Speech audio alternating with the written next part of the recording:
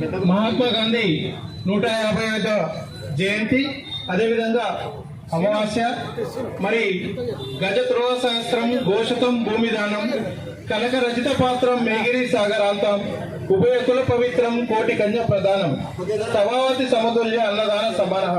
మరి 1000 ఏనుగులను దానం ఇచ్చినను, 1000 గుర్రములను దానం ఇచ్చినను, బంగారు వెండి పాత్రలు దానం ఇచ్చినను, కాశీ నుంచి కన్యాకుమారి వరకు కోటి కన్యాదానం చేసినను అన్నదానంతో సరిపోదంటారు. మరి ఇలాంటి పవిత్ర అన్నదాన కార్యక్రమాన్ని మరి సూర్యాపేట యూత్ క్లబ్ ప్రతి అమావాస్య రోజు చాలా అద్భుతంగా అన్నదాన కార్యక్రమాన్ని నిర్వహిస్తా ఉన్నారు. వారికి మరి వాసవి క్లబ్ ఇంటర్నేషనల్ పక్షాన శుభాకాంక్షలు, అభినందనలు. మరి నిజంగా ఒక వ్యక్తికి మరి ఎన్ని బంగారం ఇచ్చినా, ఎన్ని డబ్బులు ఇచ్చినా ఇంకా కావాలంటారు. కానీ వద్దు అనేది ఏదైనా ఒకటి ఉంది అంటే ఓన్లీ అది అన్నదానం. మరి సరిపోయిందంటే చాలు అనేది ఏదైనా ఉందంటే ఓన్లీ అన్నదానం.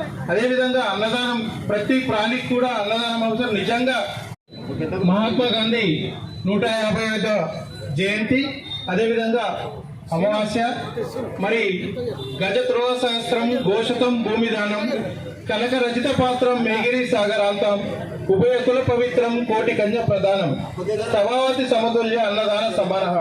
మరి 1000 ఏనుగులను దానం ఇచ్చినను, 1000 గుర్రములను దానం ఇచ్చినను, బంగారు వెండి పాత్రలు దానం ఇచ్చినను, కాశీ నుంచి కన్యాకుమారి వరకు కోటి కన్యాదానం చేసినను అన్నదానంతో సరిపోదంటారు. మరి ఇలాంటి పవిత్ర అన్నదాన కార్యక్రమాన్ని మరి సూర్యాపేట యూత్ క్లబ్ ప్రతి అమావాస్య రోజు చాలా అద్భుతంగా అన్నదాన కార్యక్రమాన్ని నిర్వహిస్తా ఉన్నారు. వారికి మరి వాసవి క్లబ్ ఇంటర్నేషనల్ పక్షాన శుభాకాంక్షలు, అభినందనలు.